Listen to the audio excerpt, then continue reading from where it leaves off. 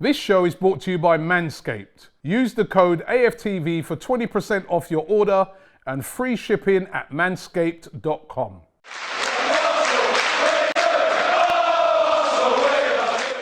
Hi, welcome to AFTV. I've got Kwarmz with me.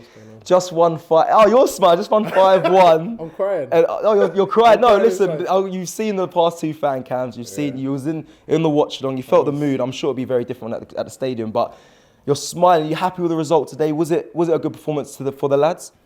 It had to be a good performance. There was no other way you could walk out of the Emirates or then walk off of that pitch with the performances that we've seen with Newcastle, etc., and Spurs, and not come away with a win.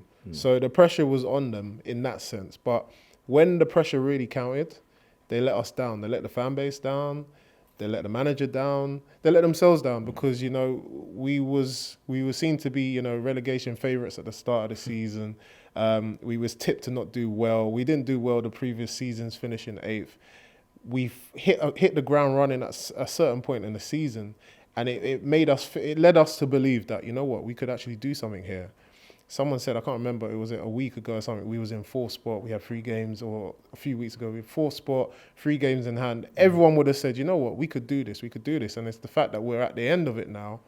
We're scratching our heads. We're, you know, the mood in the stadium is, well, not even in the stadium, downstairs in the studio when we was watching the watch along. It's down, downbeat. I tried to be a bit happy. I hear that. I'm with to carry you. it a little bit, but still, we got to be real. We wasn't good enough. I said it in most of my interviews. We wasn't good enough, and that's not just down to the performances on the pitch. It's also to what we done or what we didn't do in January. You compare it to our North London rivals. Kulusevski, didn't he score? And Bentancur got 2 assists. That just shows you the difference. It's small marginal differences. Yes, all right, cool. They got their 2 players in January, but we didn't do anything, and that's how it is. That's the fine lines in the Premier League. City and Liverpool, 1 point between them.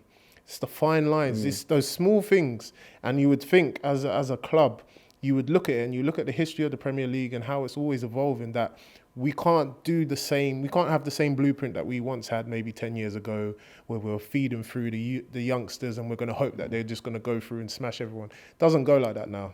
We need to be smart about it. And I just feel as a club, we haven't made the right decisions along the way. But Kwarmz, is there not enough credit in there to say, you know, it's fine lines, a small margin right there, but is there enough credit in there to say, you know, this is a process, it will take time. It is going to take time. He's a young manager, Mikel Arteta, he's got a young team, building the right way. There's a lot of before, a few weeks ago, people were raving about Mikel Arteta and how he's changed the philosophy and, you know, the culture of the club. And I was the same as well. So is there not enough in there to say, it's a shame, we it did slip out of our hands, but there's enough in there to say, okay, there's still more to come, and I'm happy. There's more to come. You can see something in Arteta. I've definitely seen something where I'm like, you know what, I do like him as a manager. I can see what he's trying to do. Does he have enough time? Is he going to be given enough time by the fans especially to do it? That's the problem. Have we got enough patience? I think we've been led astray so many years now.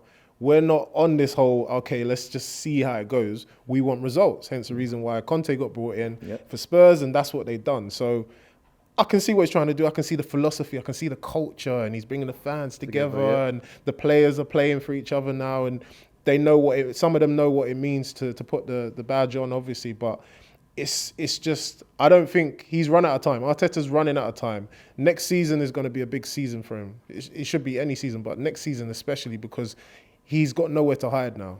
It can't be, because we're not in Europe or we haven't got enough money. You set yourself up enough now in terms of you've got rid of Aubameyang, which, you know, we had to get back behind him and say, okay, maybe because he's not putting in the performances, he's not scoring goals, he has his reasons. He's got rid of so many players. This is now where all eyes will be on him and be like, okay, so what are you going to do next? What are you going to do in the summer? Who are you going to bring in? Because I don't want to be hearing, as a fan, for me personally, I don't want to be hearing, we couldn't get this player or we don't have enough money. You've led us to the point of like a bare squad where we've had to go through half of the season, more than half of the season. So I'm expecting to see us bring in some players to cover up. We were speaking to Robbie earlier and he was saying he need at least 10 players. Because, bro, at the end of the day, you take one of the players, and that's the thing. A fit Arsenal squad, yeah, that's fine. And that's what he said at the start of the season. If we keep the squad fit, he has no problems with us finishing top 4. But that's not the Premier League. That's not how it goes. That's not elite football. Or it's an elite sport. And it's very demanding physically and mentally. So now we have to just look at it and say, okay, so what are you going to do this summer? Who are you going to buy? As fans, we're always going to end up backing them. We're always going to end up backing the squad. But I just think he's lost a lot of support from the fans, especially after these last couple of weeks, man. Which is disappointing. Okay, let's round up. Like I said, I'm going to be asking this question from here and at the stadium. Are you excited for next season? No. No. You know what? It's 50-50. I'm excited because I didn't expect the likes of, let's say, Tomiyasu, Ramsdale, Gabriel to do so well for us, etc., etc. But I'm a bit disappointed because we could have been in a much better position where we could have brought in that top level quality of players that we need in order to push us to that top 4, so we can have that conversation about staying in top 4 and, you know, cementing our place for a Champions League spot. So I'm a bit wary because now all the other teams are going to have the same start. It's like a reset button, isn't it now? Everyone's going to get the same amount of time now to start looking for players. Have we put ourselves in the right position? I don't think so. But obviously, I'm an optimistic fan, bro. It's Arsenal. It's not the end of the season. It's not the end of the world. Life goes on at the end of the day. And I'm sure he will bring back something for Arsenal. Or Arteta will. So. Shop for AFTV merch at shop.aftv.co.uk. Subscribe to us on YouTube. Follow us on Instagram, Facebook, Twitter, TikTok, Snapchat, and Twitch. We've got content for every platform, so check it out.